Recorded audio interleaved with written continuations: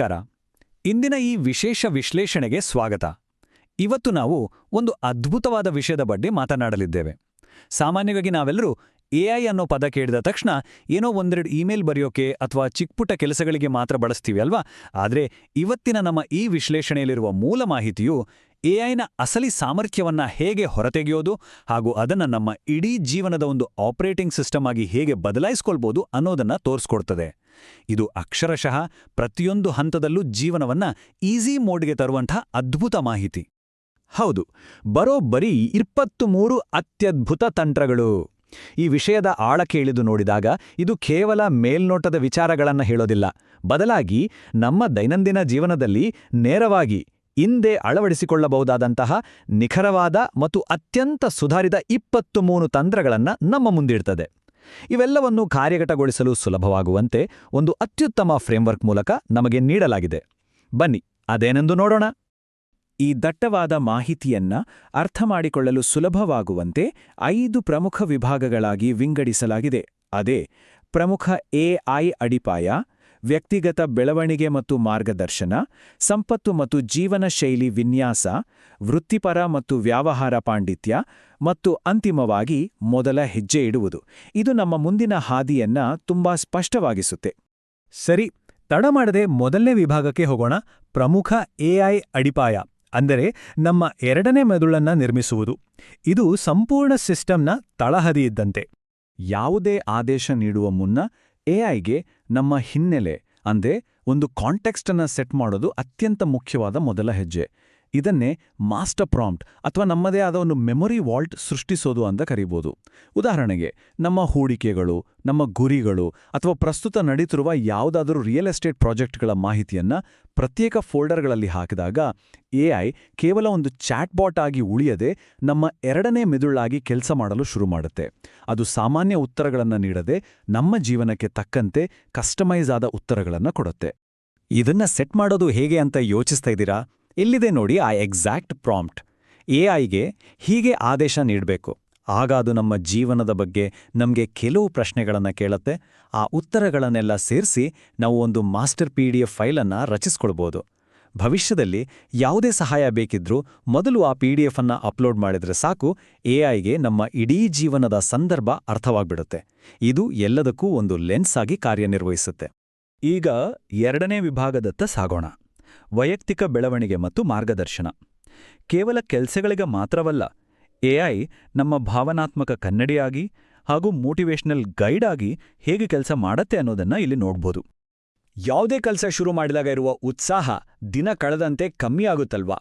ದೀರ್ಘಕಾಲೀನ ಪ್ರೇರಣೆಯನ್ನ ಕಾಪಾಡಿಕೊಳ್ಳೋದು ನಿಜಕ್ಕೂ ಒಂದು ದೊಡ್ಡ ಸವಾಲು. ಆದರೆ ನಮ್ಮ ಗುರಿಗಳು ಮತ್ತು ಭಯಗಳನ್ನ ಎಐಗೆ ನೀಡಿದ್ರೆ ಅದು 30, 90 ಅಥವಾ 365 ದಿನಗಳ ನಂತರ ಓದಲು ಸಿಗುವಂತಹ ಭವಿಷ್ಯದ ನಮ್ಮಿಂದಲೇ ನಮಗೆ ಬಂದಂಥ ಅದ್ಭುತ ಪತ್ರಗಳನ್ನು ರಚಿಸುತ್ತದೆ. ಸರಿಯಾದ ಸಮಯಕ್ಕೆ ನಮಗೆ ಅಗತ್ಯವಿರುವ ಮೋಟಿವೇಶನ್ ಒದಗಿಸಲು ಇದು ಅತ್ಯುತ್ತಮ ಮಾರ್ಗ. ಇದೇ ವಿಭಾಗದಲ್ಲಿ ಇನ್ನೂ ಕೆಲವು ಅಮೂಲ್ಯವಾದ ತಂತ್ರಗಳಿವೆ. ನಮ್ಮ ದಿನಚರಿ ಅಥವಾ ಜರ್ನಲ್ಗಳನ್ನ ಎಐಗೆ ನೀಡಿ ನಾವೇ ಗಮನಿಸದ ನಮ್ಮ ತಪ್ಪುಗಳನ್ನ ಅಂದರೆ ಬ್ಲೈಂಡ್ ಸ್ಪಾಟ್ಸ್ಗಳನ್ನು ಕಂಡುಹಿಡಿಯಬಹುದು. ಹಾಗೆಯೇ ನಮಗೆ ಮಾರ್ಗದರ್ಶನ ಮಾಡಲು ಪ್ರಪಂಚದ ಯಾವುದೇ ಮಹಾನ್ ವ್ಯಕ್ತಿ ಜೀವಂತವಿಲ್ಲದಿದ್ದರೂ ಅಥವಾ ನಮಗೆ ಸಿಗದಿದ್ರೂ ಅವರ ವ್ಯಕ್ತಿತ್ವವನ್ನ ಎಐನಲ್ಲಿ ಸೃಷ್ಟಿಸಿ ಅವರೇ ನಮಗೆ ಸಲಹೆ ನೀಡುವಂತಹ ಬೋರ್ಡ್ ಆಫ್ ಅಡ್ವೈಸರ್ಸ್ ಅನ್ನ ಮಾಡಿಕೊಳ್ಳಬಹುದು. ಕೋಪ, ಹತಾಶೆಯನ್ನ ಹೊರಹಾಕಿ ಪಾಠ ಕಲಿಯಲು ಇದನ್ನೊಂದು ಇಮೋಷನಲ್ ಪಾರ್ಟ್ನರ್ ಆಗಿ ಬಳಸಬಹುದು. ಮತ್ತು ಕಲಿಯುವಾಗ ಕೇವಲ ಅತ್ಯಗತ್ಯವಿರುವ 20% ಮಾಹಿತಿಯನ್ನು ಮಾತ್ರ ಫಿಲ್ಟರ್ ಮಾಡಿ ಕಲಿಯುವ ಮೂಲಕ ನಮ್ಮ ಸಮಯವನ್ನು ಉಳಿಸಬಹುದು. ಮುಂದಿನದು 3ನೇ ವಿಭಾಗ, ಸಂಪತ್ತು ಮತ್ತು ಜೀವನ ಶೈಲಿ ವಿನ್ಯಾಸ. ನಮ್ಮ ಹಣಕಾಸು ವ್ಯವಹಾರಗಳನ್ನ ಆಟೋಮೇಟ್ ಮಾಡೋದು ಮತ್ತು ಅತ್ಯುತ್ತಮ ಜೀವನದ ಅನುಭವಗಳನ್ನ ಡಿಸೈನ್ ಮಾಡೋ ಕಡೆ ಈಗ ಗಮನ ಹರಿಸೋಣ. ಎಐ ಒಂದು ಅತ್ಯುತ್ತಮ ಪರ್ಸನಲ್ ಫೈನಾನ್ಷಿಯಲ್ ಪ್ಲಾನರ್ ಆಗಿ ಹೇಗೆ ಕೆಲಸ ಮಾಡುತ್ತೆ ಅನ್ನೋದನ್ನ ಈ ಟೇಬಲ್ ತೋರಿಸ್ತದೆ. ನಮ್ಮ ಖರ್ಚು ವೆಚ್ಚಗಳ ಮಾಹಿತಿಯನ್ನ ನೀಡಿದಾಗ ಅದು ನಮಗಾಗಿಯೇ ಒಂದು ಹೂಡಿಕೆ ಯೋಜನೆಯನ್ನ ರೂಪಿಸುತ್ತೆ. ಅಷ್ಟೇ ಅಲ್ಲ, ಟ್ಯಾಕ್ಸ್ ಕಟ್ಟುವಾಗ ನಾವು ಗಮನಿಸದೇ ಬಿಟ್ಟಿರುವ ವಿನಾಯಿತಿಗಳನ್ನ ಅಂದ್ರೆ ಮರೆತು ಹೋದ ಡಿಡಕ್ಷನ್ಸ್ಗಳನ್ನ ಇದು ಪತ್ತೆ ಹಚ್ಚುತ್ತೆ. ನಮಗೆ ಲಭ್ಯವಿರುವ ಆದರೆ ನಮಗೆ ಗೊತ್ತೇ ಇಲ್ಲದ ಹೊಸ ಫಂಡಿಂಗ್ ಮತ್ತು ಅನುದಾನಗಳ ಬಗ್ಗೆಯೂ ಮಾಹಿತಿ ಹುಡುಕಿಕೊಡುತ್ತೆ. ಇದು ಲಿಟ್ರಲಿ ನಮ್ಮ ಜೇಬಿನಲ್ಲಿರೋ ಒಬ್ಬ ಫೈನಾನ್ಷಿಯಲ್ ಎಕ್ಸ್ಪರ್ಟ್ ಇದ್ದ ಹಾಗೆ. ಇನ್ನು ಪ್ರವಾಸದ ಯೋಜನೆಗಳ ವಿಚಾರಕ್ಕೆ ಬಂದ್ರೆ ಇದೊಂದು ಮ್ಯಾಜಿಕ್. ಮೂಲ ಮಾಹಿತಿಯಲ್ಲಿ ಒಂದು ರೋಚಕ ಉದಾಹರಣೆ ನೀಡಲಾಗಿದೆ. 9 ತಿಂಗಳು 15 ದೇಶಗಳ ಪ್ರಪಂಚ ಪರ್ಯಟನೆಯ ಸಂಪೂರ್ಣ ಪ್ರವಾಸವನ್ನ ಕೇವಲ ಎಐ ಬಳಸಿ ವಿನ್ಯಾಸಗೊಳಿಸಲಾಗಿದೆ. ನಾವು ಮಾಡಬೇಕಾಗಿರೋದು ಇಷ್ಟೇ. ನಮ್ಮ ಬಜೆಟ್, ದಿನಾಂಕ ಮತ್ತು ನಮಗೆ ಎಂತಹ ಜಾಗಗಳು ಇಷ್ಟ ಅಂತ ಆದ್ಯತೆಗಳನ್ನು ನೀಡಿದರೆ ಸಾಕು. ಅದು ಯಾರಿಗೂ ಹೆಚ್ಚು ಗೊತ್ತಿಲ್ಲದ ಗುಪ್ತ ತಾಣಗಳನ್ನು ಹುಡುಕಿ ಕಸ್ಟಮೈಸ್ಡ್ ಆದ ಪ್ಲಾನನ್ನ ನಿಮಿಷಗಳಲ್ಲಿ ಸಿದ್ಧಪಡಿಸುತ್ತೆ. ಈಗ 4ನೇ ವಿಭಾಗ, ವೃತ್ತಿಪರ ಮತ್ತು ವ್ಯವಹಾರ ಪಾಂಡಿತ್ಯ. ದೈನಂದಿನ ಆಫೀಸ್ ಕೆಲಸಗಳಲ್ಲಿ ಮತ್ತು ಉನ್ನತ ಮಟ್ಟದ ಕಮ್ಯುನಿಕೇಷನ್ನಲ್ಲಿ ಎಐನ ಪವರ್ ಏನು ಅಂತ ಈಗ ನೋಡೋಣ. ಕೆಲವೊಮ್ಮೆ ಕೋಪದಲ್ಲಿ ಅಥವಾ ಆತುರದಲ್ಲಿ ನಾವು ಕಳುಹಿಸುವ ಮೆಸೇಜ್ಗಳು ವೃತ್ತಿಪರ ಸಂಬಂಧಗಳನ್ನೇ ಹಾಳು ಮಾಡ್ಬೋದಲ್ವಾ? ಇಲ್ಲಿ ಗಮನಿಸಿ, ಮೂಲ ಕರಡು ವಾಕ್ಯ ಎಷ್ಟು ಕಠಿಣವಾಗಿದೆ ಅಂತ. ಇದೇ ಕಚ್ಚಾ ವಾಕ್ಯವನ್ನ ಎಐಗೆ ನೀಡಿ ಸರಿಪಡಿಸಲು ಕೇಳಿದ್ರೆ ಅದು ಅತ್ಯಂತ ನಯವಾದ, ಡಿಪ್ಲೊಮ್ಯಾಟಿಕ್ ಆದ ವಾಕ್ಯವಾಗಿ ಬದಲಾಯಿಸುತ್ತೆ. ವೃತ್ತಿಪರ ಸಂಬಂಧಗಳನ್ನು ಉತ್ತಮವಾಗಿ ಕಾಪಾಡಿಕೊಳ್ಳಲು ಇದು ಬಹಳ ಮುಖ್ಯವಾದ ಟೂಲ್. ಇನ್ನು ಕಂಟೆಂಟ್ ಕ್ರಿಯೇಟ್ ಮಾಡೋರಿಗಂತೂ ಇದು ಹೇಳಿ ಮಾಡಿಸಿದ ವರ್ಕ್ಫ್ಲೋ. ನಮ್ಮ ತಲೆಯಲ್ಲಿರೋ ಅಸ್ತವ್ಯಸ್ತವಾದ ನೆನಪುಗಳನ್ನ, ಕಚ್ಚಾ ಐಡಿಯಾಗಳನ್ನ ಎಐಗೆ ಡಂಪ್ ಮಾಡಿದ್ರೆ ಸಾಕು. ಅದು ಆ ಮಾಹಿತಿಯನ್ನ ಪಾಯಿಂಟ್, ಸ್ಟೋರಿ ಮತ್ತು ಲೆಸನ್ ಅನ್ನೋ ಈ PSL ಫ್ರೇಮ್ವರ್ಕ್ ಬಳಸಿ ಅತ್ಯಂತ ಆಕರ್ಷಕವಾದ ಮತ್ತು ಸ್ಟ್ರಕ್ಚರ್ಡ್ ಕಂಟೆಂಟ್ ಆಗಿ ಬದಲಾಯಿಸುತ್ತೆ. ಇದು ಕಂಟೆಂಟ್ ಬರೆಯಲು ತೆಗೆದುಕೊಳ್ಳುವ ಗಂಟೆಗಟ್ಟಲೆ ಸಮಯವನ್ನ ಉಳಿಸುತ್ತೆ. ಈ ಬಿಸ್ನೆಸ್ ಟಿಪ್ಸ್ ಅಂತೂ ನಿಜಕ್ಕೂ ಪವರ್ ಹೌಸ್ಗಳು. ಮೀಟಿಂಗ್ ರೆಕಾರ್ಡಿಂಗ್ಗಳನ್ನು ಆಲಿಸಿ ಯಾರು ಯಾವ ಕೆಲಸ ಮಾಡಬೇಕು ಅನ್ನೋ ಆಕ್ಷನಬಲ್ ಟು ಡೂ ಲಿಸ್ಟ್ಗಳನ್ನು ಇದು ಸಿದ್ಧಪಡಿಸುತ್ತೆ. ಒಂದು ಕಡೆಯಿಂದ ಮಾತ್ರ ಒಲವು ತೋರುವ ನಮಗರ್ಥವಾಗದ ಲೀಗಲ್ ಕಾಂಟ್ರಾಕ್ಟ್ಗಳನ್ನು ವಿಮರ್ಶಿಸಿ ಅದರಲ್ಲಿರೋ ಅಪಾಯಕಾರಿ ಷರತ್ತುಗಳನ್ನು ಸರಳ ಭಾಷೆಯಲ್ಲಿ ವಿವರಿಸುತ್ತೆ. ಅಷ್ಟೇ ಅಲ್ಲ, ಆಫೀಸ್ನಲ್ಲಿ ಯಾರೊಂದಿಗಾದರೂ ಕಷ್ಟಕರವಾದ ಮೀಟಿಂಗ್ ಇದೆಯಾ, ಆ ಮೀಟಿಂಗಿಗೂ ಮುನ್ನ ಎಐ ಜೊತೆ ರೋಲ್ ಪ್ಲೇ ಮಾಡುವ ಮೂಲಕ ಸಂಪೂರ್ಣವಾಗಿ ಪ್ರಿಪೇರ್ ಆಗ್ಬೋದು. ಈಗ ನಾವು ಅಂತಿಮ ವಿಭಾಗಕ್ಕೆ ಬಂದಿದ್ದೇವೆ. 5ನೇ ವಿಭಾಗ, ಮೊದಲ ಹೆಜ್ಜೆ ಇಡುವುದು. ಇದು ಈ ವಿಶ್ಲೇಷಣೆಯ ಅತ್ಯಂತ ಭಾವನಾತ್ಮಕ ಹಾಗೂ ನಮ್ಮ ಜೀವನಕ್ಕೆ ಒಂದು ಹೊಸ ಅರ್ಥ ಕೊಡುವಂತಹ ಹಂತ.